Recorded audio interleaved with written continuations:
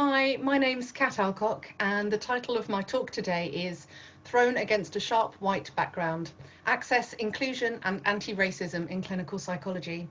And this is a slightly updated version of a keynote of the same name that I gave at the Group of Trainers in Clinical Psychology conference in November 2019. So this is an overview of what my keynote today will be covering. And I'd like to start off by saying that I'm not a diversity expert. I'm a clinical psychologist. My work has been strongly influenced by the community psychology values of empowerment, liberation, and justice. And these values act as a kind of compass to help me decide where to focus my energy. And much of my energy over the last decade has been focused on ethnicity within the profession. This doesn't mean that other areas such as religion, disability, socioeconomic status and age aren't important. And in fact, we know that many of these areas intersect. In my work, I strive to achieve a balance between research, reflection and action, otherwise known as praxis. I'm going to use the term BAME today, which in relation to the work I've carried out means people from Black, Asian, mixed and Middle Eastern and North African backgrounds. The acronym and those like it are far from ideal as they cluster groups of people together in a way that can be erasing and homogenizing. However, for the purpose of brevity, in today's talk, I'll be using the term BAME as a shorthand. So we're going to start by thinking about why representation, diversity and inclusion in clinical psychology matter. And this question can be answered in at least three ways. So let's start with service provision. Improvements in care for members of BAME communities were prioritised in a recent Independent Mental Health Act review. Clinical psychology services have historically failed to meet the needs of people from minority ethnic groups, and little has changed over time. We know that increased choice of practitioner and cultural appropriateness can facilitate help seeking and intercultural trust. In the words of one aspiring clinical psychologist, with a Sri Lankan ethnic background, I was able to communicate with various men and women in the National Institute of Mental Health wards in Sri Lanka. They trusted me as if I were their daughter, granddaughter or sister. I identified this through their acceptance of me as a volunteer. We had a sense of social relatedness and they were able to feel comfortable and not threatened by my presence. This is because of my ethnic background. A lack of BAME aspiring and potential psychologists means that service users don't receive the care and attention they need in order to recover and integrate into society. With more BAME professionals, we can build that same level of trust between patients and clinicians, leading to improved patient outcomes. Moving beyond clinical psychology specifically, demographic diversity in the public sector workforce relates to policy outcomes which better integrate the interests of all citizens. Organisational diversity that represents the communities we serve is associated with higher civility experienced by patients and better organisational performance of hospitals as measured by the CQC. Unfair and discriminatory practices are the most accurate predictors of staff morale, which is, in turn, linked with patient experiences of civility and incivility. So, how about the business case, staying relevant as a profession?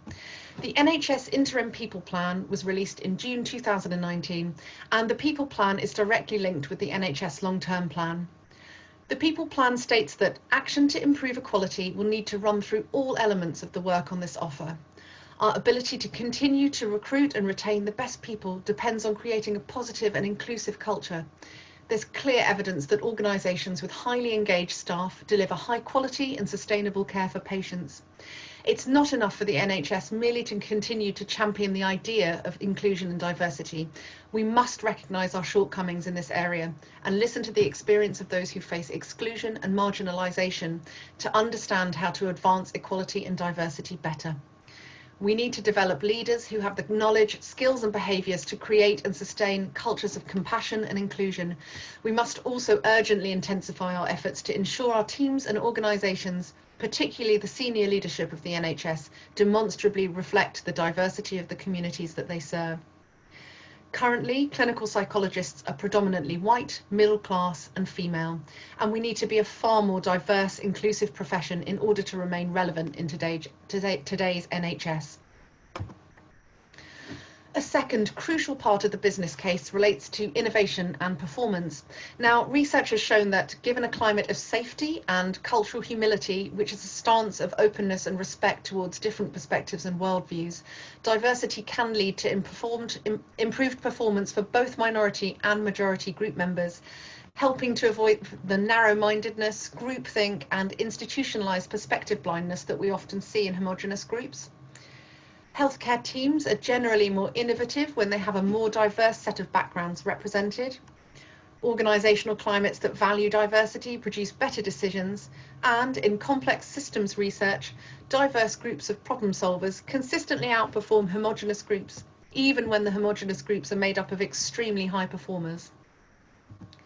Last but not least, we move on to justice and core values. And when we're thinking about core professional values, the NHS Constitution is a pretty obvious place to start. And relevant themes run throughout the whole Constitution, and this extract is just a taste. Slightly closer to home, the BPS Code of Ethics and Conduct, which was updated in 2018.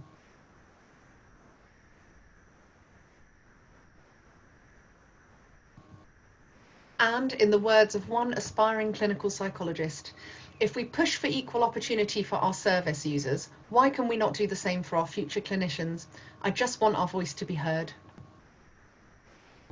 So how should representation, diversity and inclusion in clinical psychology look? This is how I envisage a virtuous cycle of the workforce, training courses and service provision. And what's the current situation? Well, this is how I envisage a vicious cycle of the workforce, training and service provision. There's a well-documented lack of diversity in clinical psychology, so that's amongst trainees, course staff and across the workforce at all levels. There's substantial evidence of, for Black and Asian people in particular, the career path not being considered at the secondary school stage, and of there being consistently unequal access to the profession when it is considered. There's also evidence of poorer career progression for BAME clinical psychologists than for their white counterparts. Then there tends to be a lack of genuine pluralism and cultural humility in training, and non-inclusive environments which stymie the potential impact of existing diversity. And these first two boxes are the sharp white background against which BAME trainees are thrown. The sharp white background being a quote from Zora Neale Hurston, civil rights activist. Whiteness is the lens through which theories, therapies and training courses are viewed and developed, and through which potential candidates and trainees are assessed. Undiverse, non-inclusive environments have the potential to cause iatrogenic damage to minority trainees, and there are well-documented trainee experiences of racism, othering, alienation, loneliness, anxiety, rage and rejection. And there's good evidence that issues relating to the workforce and training are linked to poorer outcomes for BAME communities, including a lack of access to early intervention and appropriate psychological interventions, alongside increased representation in and experience of restrictive and coercive practices in acute inpatient settings. And in the words of a Black aspiring clinical psychologist, given that a high percentage of the service users that clinical psychologists assess and treat are from a BAME background, the number of BAME clinical psychologists is not representative at all, which makes me seriously question the racial power dynamic between patient and professional. I'm now going to present some data on diversity in the profession and on barriers to clinical psychology. And I've been analysing this data since 2011 and presenting it publicly in this form since 2012. The intention of presenting this information isn't to put you off. On the contrary, it's intended to name the barriers, to highlight how our knowledge of what's happening during the selection process must underpin change. And we can start by looking at the lack of ethnic diversity amongst qualified clinical psychologists as compared to the population. Now, you can see from data about the workforce from 2004 to 2013 that the profession isn't representative of the ethnic makeup of populations we work with, especially in diverse cities. We also know that there's a lack of ethnic diversity amongst trainees. In 2018, 86% of the national cohort was white and 13% said that they were from BAME backgrounds, so that's very similar to the UK population. In London, however, 80% of the 8 London area course cohorts were white and 19% BAME, which compares very poorly to the population of Greater London. Now, it's important to note that national and London BAME population figures are likely to be higher now because this reflects 2011 census data. And although this is clearly more of an issue in London, it's also likely to be an issue in other diverse cities across the UK. And as the UK in general becomes more ethnically diverse, it will be mirrored nationwide unless we actively address it. We also know that people from BAME backgrounds are overrepresented relative to the population in some services, such as acute inpatient. At present, only individual courses have access to their equal opportunities data, which can be compared to local populations, and this lack of public scrutiny and accountability is problematic in my opinion. So why is there such a lack of ethnic diversity? Firstly, when we look at data from the application process, we can see that there aren't enough applications from BAME candidates. Nationally, there's been an upward trend, and in London, a slightly more patchy upward trend. And the London level of applications don't compare favourably with the local population. And whilst the figures might seem okay nationally, it isn't clear how applications to individual courses compare with the demographics of that local area because the data isn't publicly available. Also, trainees travel to train, and BAME applicants shouldn't be restricted to training in their local area. Over time, regardless of how many BAME applications there are, BAME candidates are consistently underrepresented in training cohorts as compared to their white counterparts. So this is a twofold issue. Firstly, not enough people from BAME backgrounds apply, and when they do, they're less likely to be offered a place than their white UK counterparts. So this indicates that while we do need to get application numbers up further, particularly in London, we definitely need to address issues arising during the application process across the whole of the UK. And let's look at it another way, focusing on fairness and justice.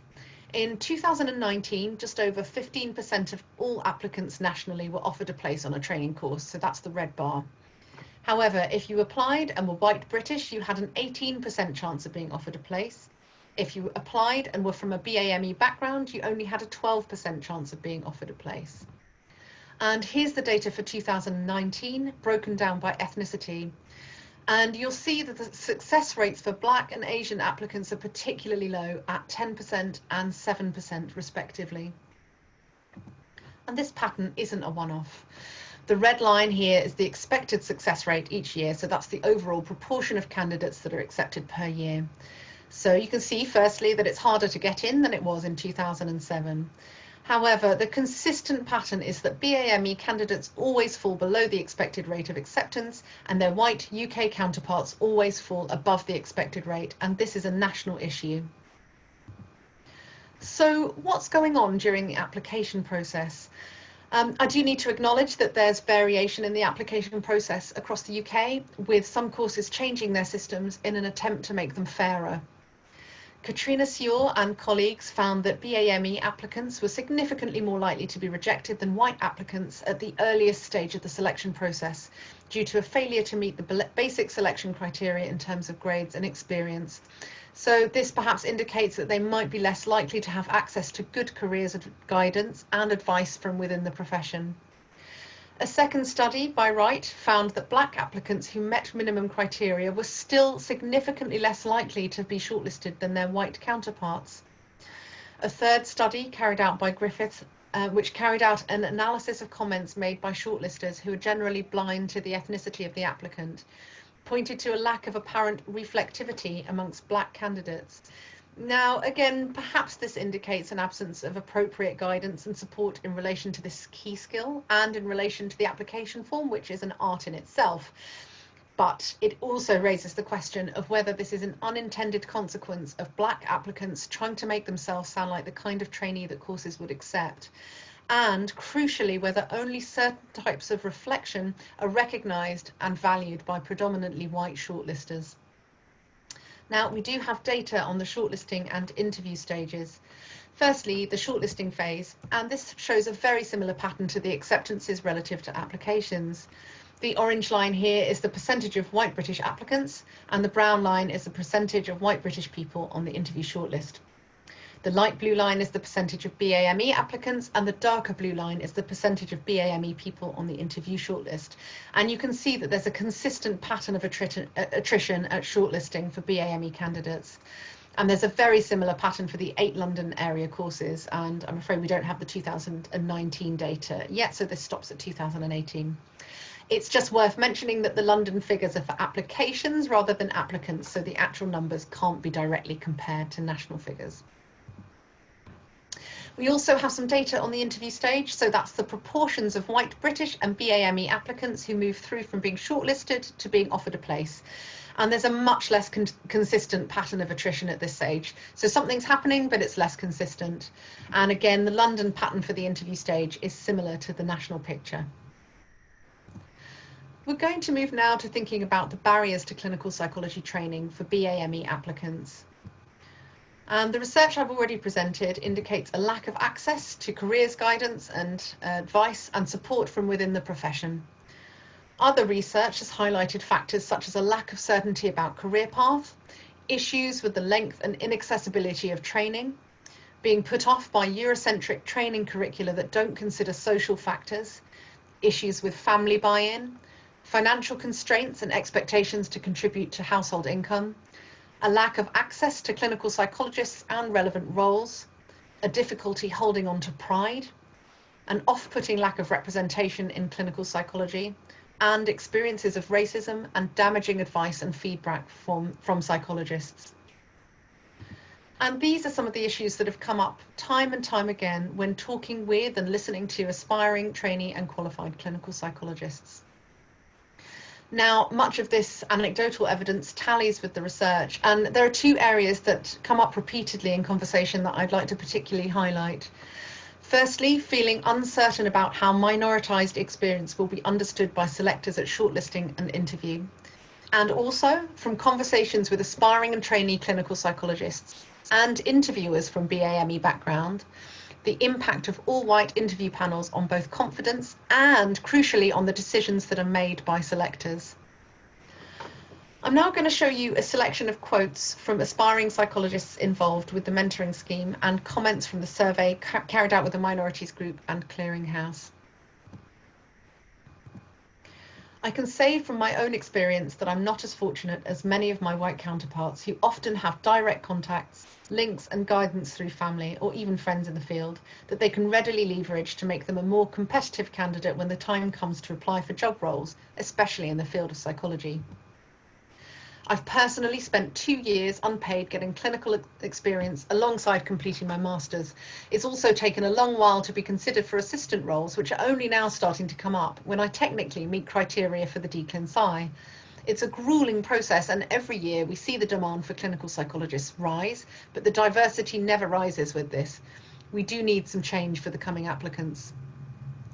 I've often struggled with the duality of the person I present professionally.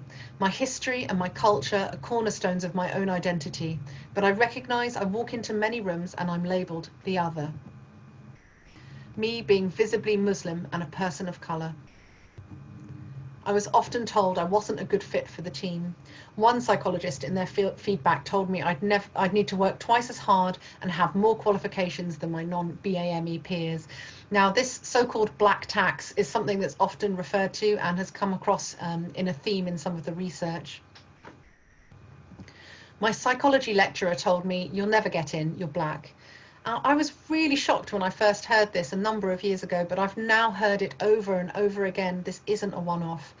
And yes, while the data does indeed show that it's harder to get onto training if you're black, what this lecturer should have done is to name the barriers and then help the aspiring psychologist to work out a plan of action while leveraging their own occupational capital and contacts to support them with their career aspirations.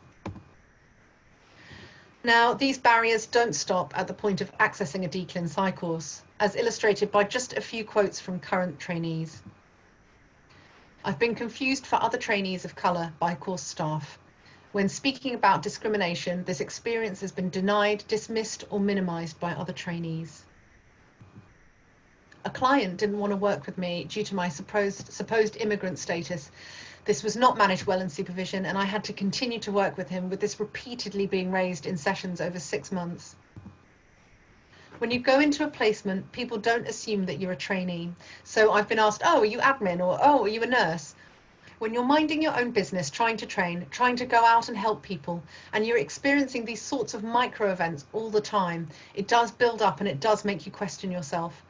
And if you don't have the space to reflect on that, it kind of leaves you questioning, am I allowed to occupy this space in this capacity? Is it okay for me to be here, to be me? You need someone else to think about this with too, because the answers to that are quite difficult.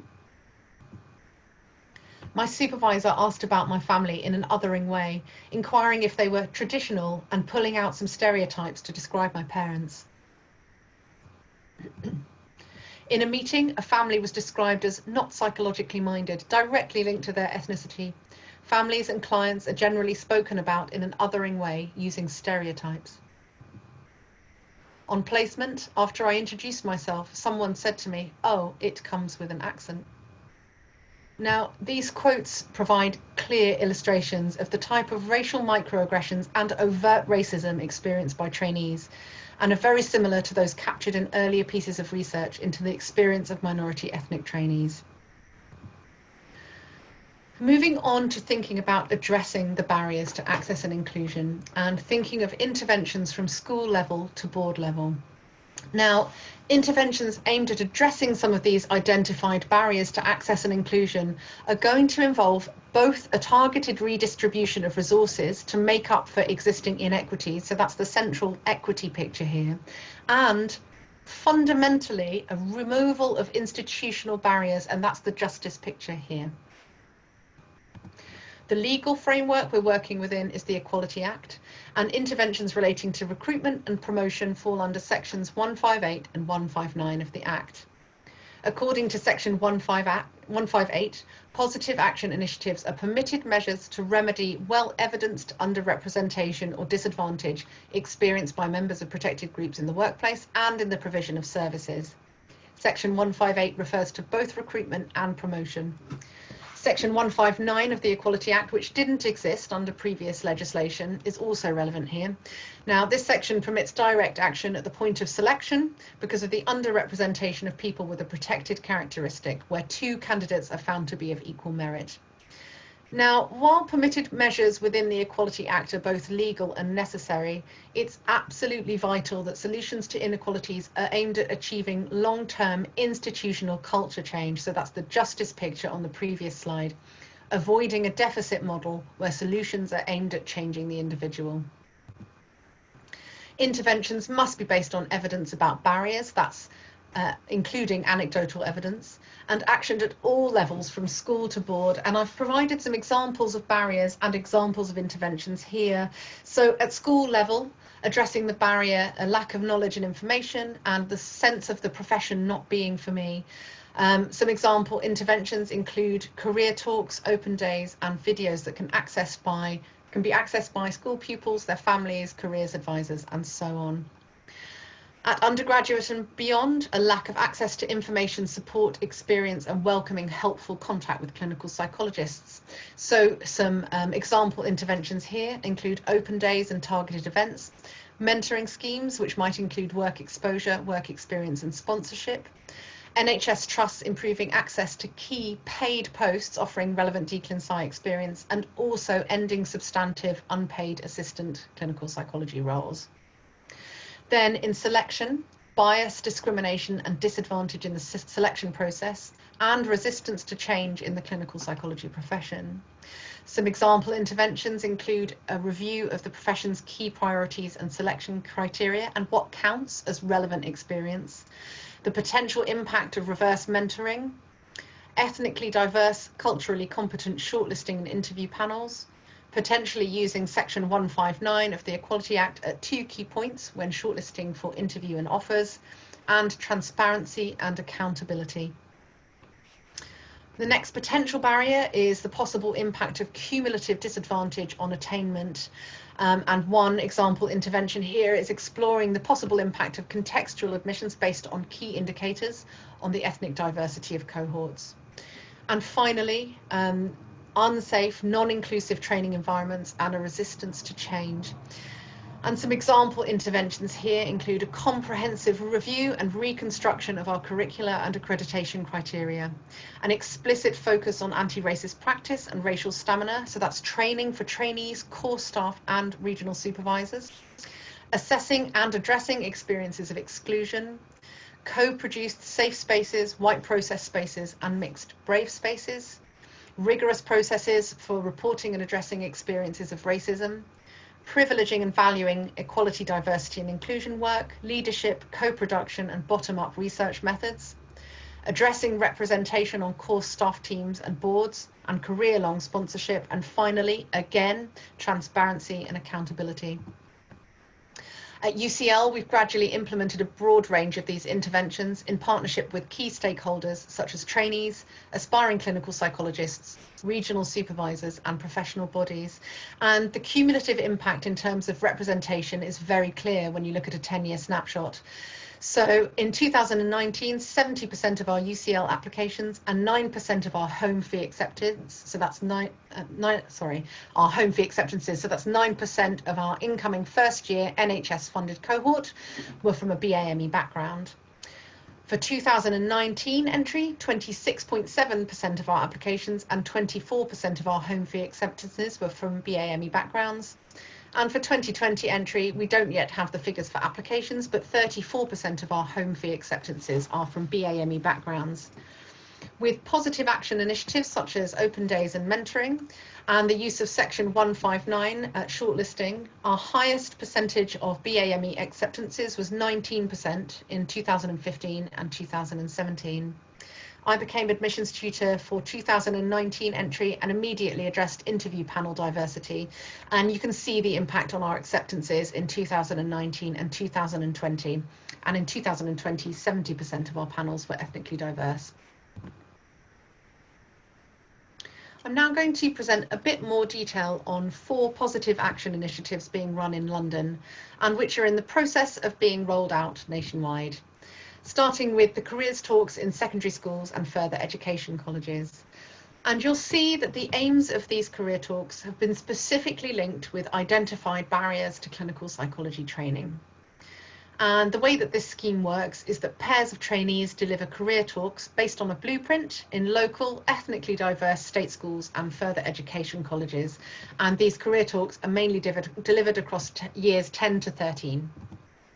And here's a breakdown of the ethnicity and gender of some of the attendees at the careers talks run by UCL in 2018, and some information about how useful attendees found the talks to be. And here are some lovely testimonials from attendees at these talks, and I particularly like the penultimate one here. The information given created a clear pathway to a psychological future.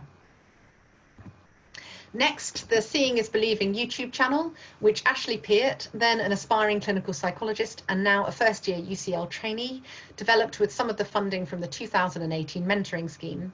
And the main barriers that this aimed to address were a lack of visible representation, a lack of access to information from within the profession, and difficulties with family buy-in. And the project is aimed at secondary school students upwards, as well as families, career advisors, and so on. Now, Ashley carried out interviews with 10 BAME trainees in London, edited the videos and put them on a YouTube channel. And the 5 initial videos, which were uploaded in November 2019 when the channel launched, have been viewed over 3,400 times to date. The very first widening access initiative that was put in place was the annual Is Clinical Psychology for Me event for BAME undergraduates and aspiring psychologists. Again, you'll see that this initiative is directly linked with the evidence about barriers to training. And the half-day event is a combination of talks, workshops and stalls run by Clin staff and trainees and other key stakeholders. And here's an evaluation of the 2018 event, which was run under extremely unusual conditions in London. And here's a breakdown of the ethnicity and gender of attendees. And this is very similar from year to year.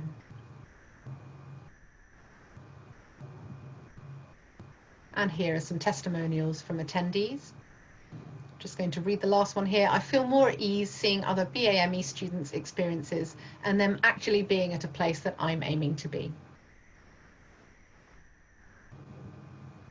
Finally, the Valued Voices mentoring scheme for BAME undergraduates and aspiring clinical psychologists. This scheme was born out of the evidence and out of a clear demand from attendees at the annual event for ongoing contact with clinical psychologists. All mentees participate in a trainee-led Social Graces reflective workshop, and then are all matched with 2 mentors, so a one-to-one trainee clinical psychologist and a one-to-one qualified clinical psychologist. That's for mentoring and sponsorship. In 2018, each mentee was matched with 1 white and 1 BAME mentor, and we had our first qualified clinical psychologist mentors who were themselves mentored on the scheme. It's important that Black and Asian trainees and psychologists aren't held responsible for providing all mentoring. Whilst there is an added value of a mentor with racially minoritized experience, white mentors can also share valuable advice and guidance and provide vital support, encouragement and sponsorship. And there's also evidence that building cross-ethnicity relationships can be extremely valuable for white mentors and potentially influence structural change.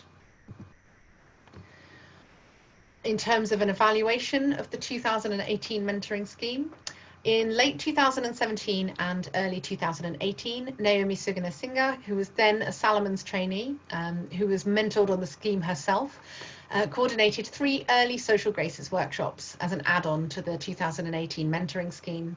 And there was a success rate of 16.7% for those workshop attendees, which is in line with the overall rate of acceptance for all candidates, rather than the usual rate of acceptance for BAME applicants. In total, 66 people participated in the 2018 mentoring scheme. 33 of them, so that's 50%, have fed back on their experience of the application process for either 18 or 19 intake.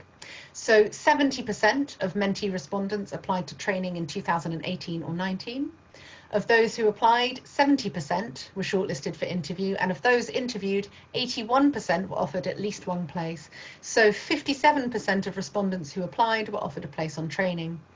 And you can see then that there's a very good shortlisting rate for those who applied, and also a very high likelihood of being offered a place when interviewed. And these are the demographics of the mentees on the 2018 scheme. And again, these are strikingly similar across all years of the scheme.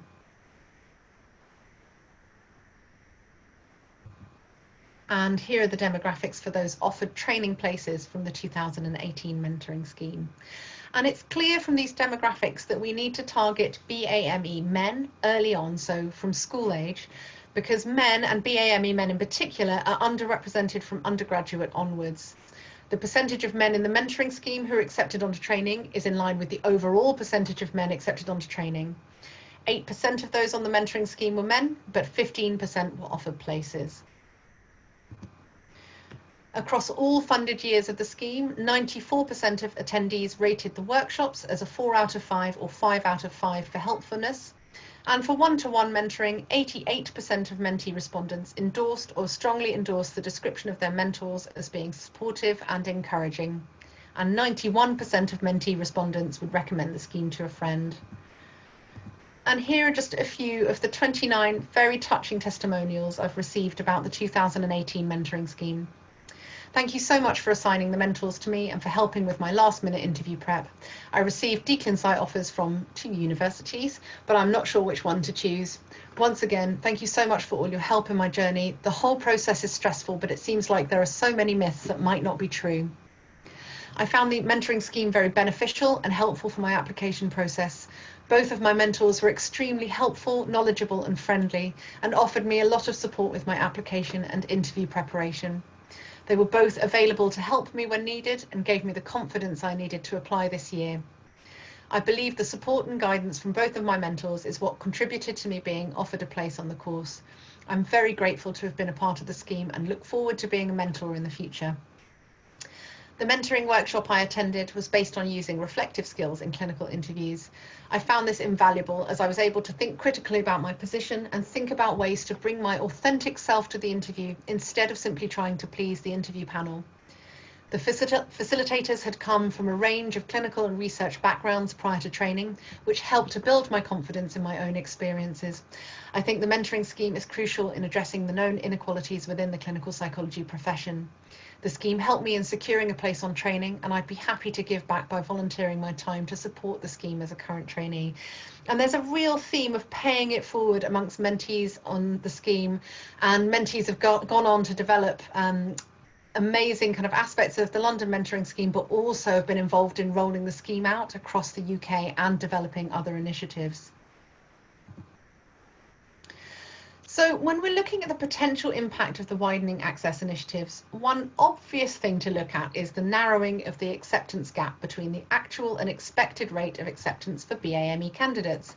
Now, we wouldn't expect local widening access initiatives to close the national or even the local gap, as there are many structural issues at play, but we might hope to narrow it. Now, I showed this earlier on, and you can see that the rate of acceptance for white British applicants nationally is consistently higher than the overall acceptance rate, and the rate of acceptance for BAME candidates is consistently lower. However, I've highlighted a few time points at which the gap between the actual and expected level for BAME candidates narrows, and these tally with the time points after which the mentoring scheme was piloted and run. And we obviously need to interpret this cautiously, but something was different in those years. In terms of the London rates of acceptance, this is harder to read, partly because the white British line is very different to the national line. And this is because of the large proportion of non-British white applicants in London and the extremely high success rates of such applicants in some years. Again, I've highlighted the time points at which the gap between the actual and expected success rates for BAME candidates narrows. So the gap narrows in 2009 after the event was first introduced in 2007, and then broadens again until 2012 after the mentoring scheme was first piloted in 2011. The gap remains narrow for 2 years and widens again in 2014, and it's then consistently narrower from 2015 onwards. The mentoring scheme was funded to run in 2014, 2015 and 2018. Plus, there have been many other initiatives led by the Minorities Group and a range of other grassroots organisations. The persistent gap between the actual and expected success rates for BAME applications still remains due to structural issues that can't be addressed via positive action alone.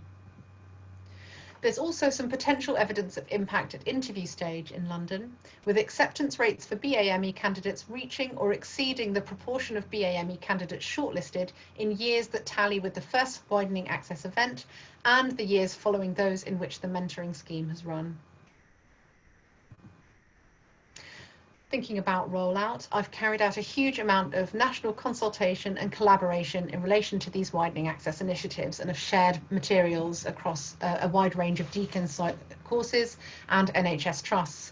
And this slide is just a summary of some information about where we've got to in terms of a national rollout.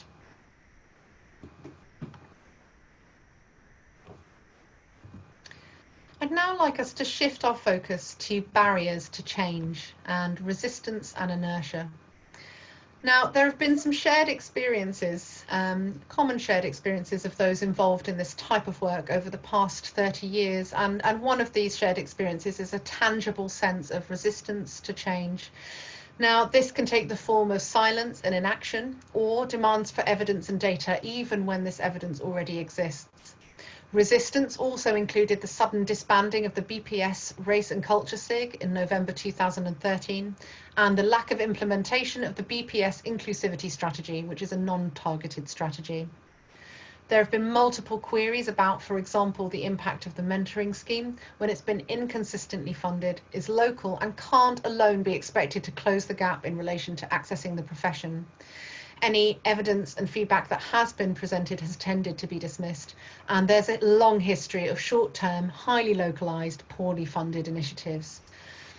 There's been a lack of responsibility taking and coordinated collective action across the training community and profession.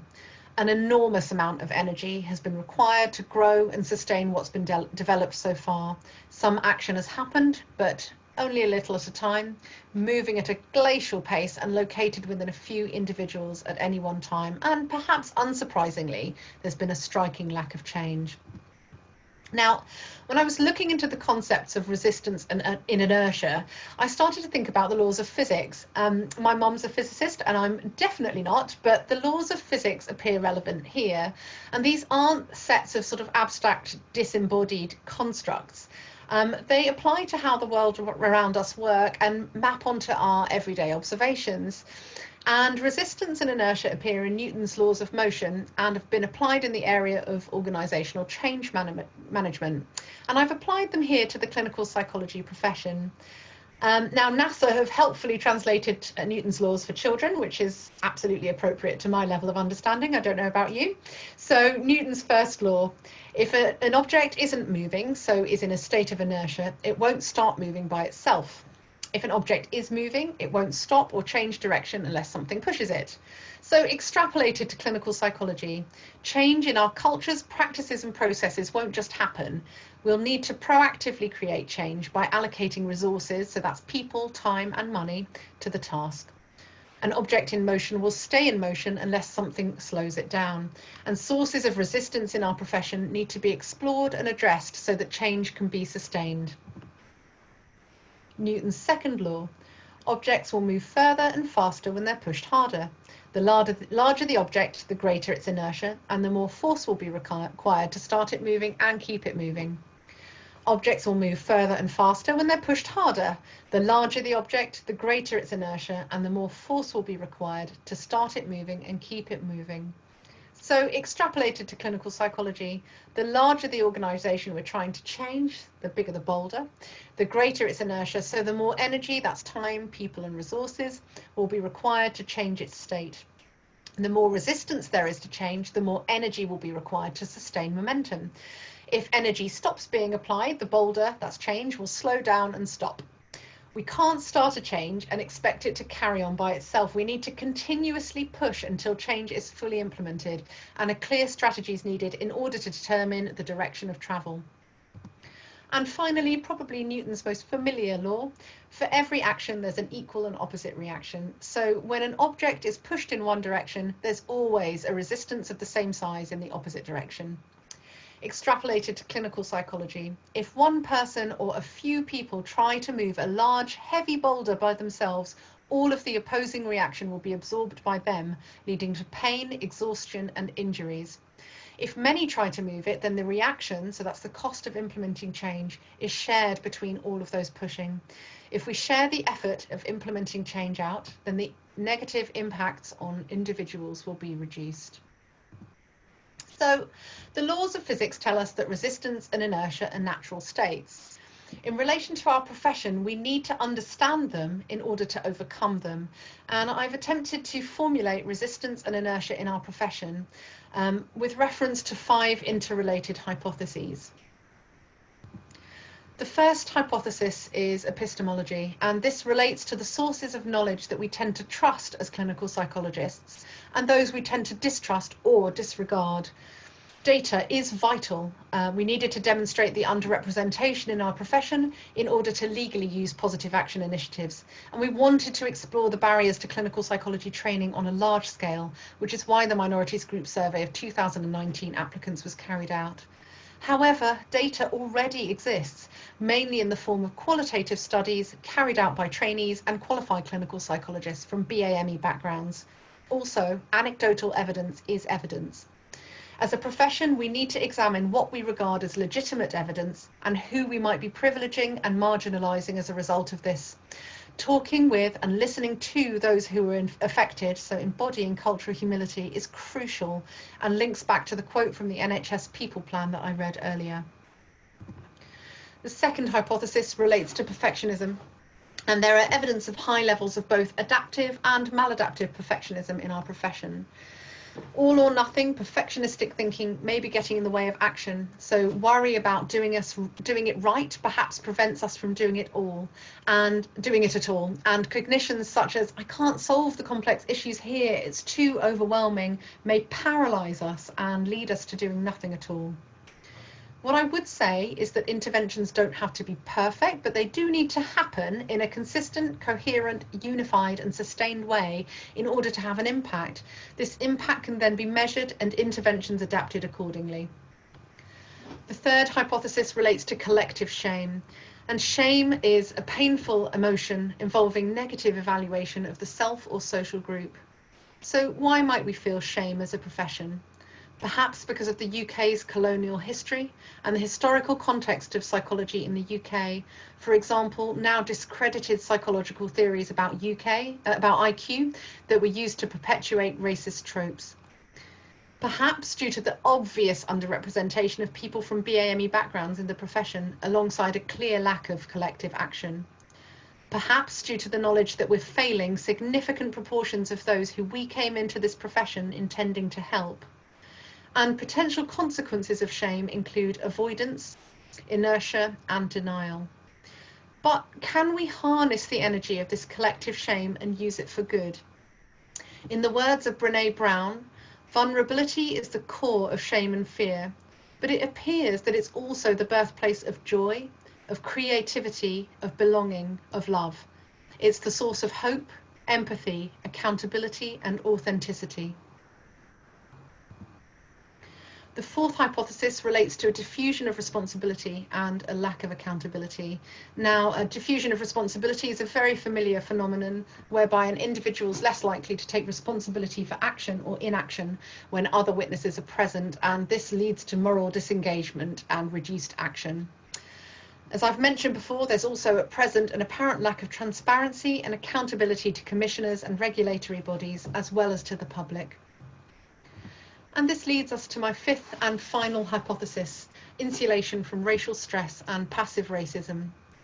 Whiteness is generally associated with a lack of daily racial stress, leading to a lack of racial stamina or tolerance for discussing race and privilege. The author Robin DiAngelo says even a minimum amount of racial stress leads to a range of defensive moves, such as expressions of anger, fear, and guilt, and behaviours such as arguing, silence, or leaving the situation. So how do we develop racial stamina? Through exposure and practice, by sitting with and listening to and sitting with discomfort, noticing what comes up for us, staying engaged in the process and not lashing out or withdrawing. Sustained collective efforts can and will lead to change if that's what we want as a profession. As mainly white individuals in the profession, most of us will have the belief that we're not racist. We may be individually appalled by racism. One consequence of this is that we absolve ourselves of responsibility for addressing structural racism in our profession. That is, the policies and practices that intentionally or not chronically favour white applicants and are reflected in the experiences of minorities at all career stages. We don't address it because we see ourselves as being non-racist. However, non-racism is not the same as anti-racism. And I'd like to end, or attempt to end, my technological capacities are a bit limited, with a short clip of Dr. Beverly Daniel Tatum, who's a professor of psychology and Dean of Mount Holyoke College. And in the short clip, she talks about a wonderful analogy, the racism walkway, which she included in her 1997 book, Why Are All the Black Kids Sitting Together in the Cafeteria? And please bear with me while I attempt to share this screen.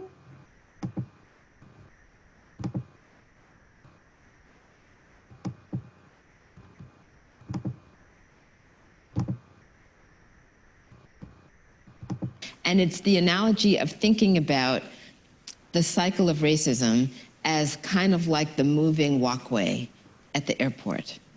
Right? So if you imagine yourself at the airport stepping onto this moving walkway, and if we think about the fact that there are policies and practices that have reinforced racial hierarchies, that reinforce racism in our society, we may not be personally responsible for those policies and practices, but they're in place.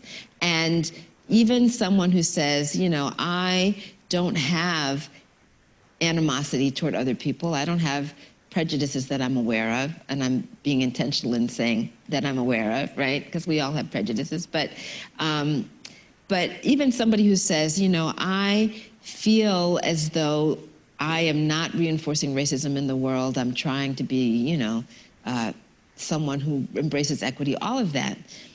If you are standing on a moving walkway, those systems and practices that are in place that are just sort of self-perpetuating, if you're standing on that moving walkway, some people are on that walkway and endorsing where the walkway is going, right? They're endorsing that racism. Maybe they're belonging to white supremacist groups, and they are actively walking. They're those people who are walking ahead, eager to get where that walkway is going.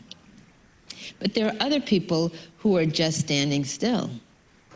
And those people who are just standing still may not want to go where that walkway is going, but if you're just standing still, you're going to end up there.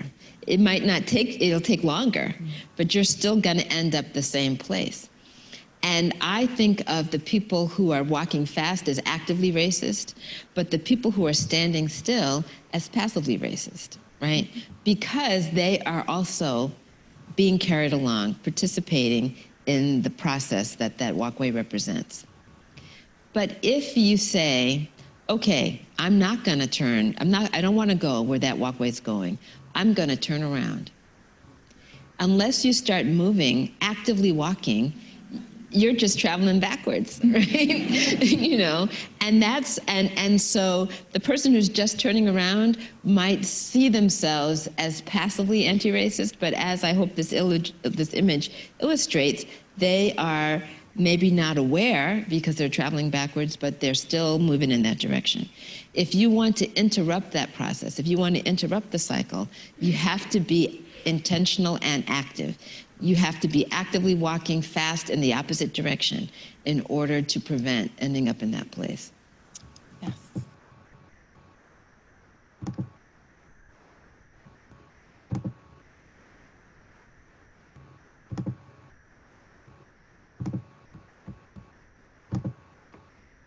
So I would like to end with this summary. And I'd particularly like to highlight the final point here, that if we genuinely value what BAME, aspiring trainee and clinical psychologists have to offer, then our profession will both attract and benefit from the talent that it sorely needs. And for those of you who have minority status, please don't be discouraged.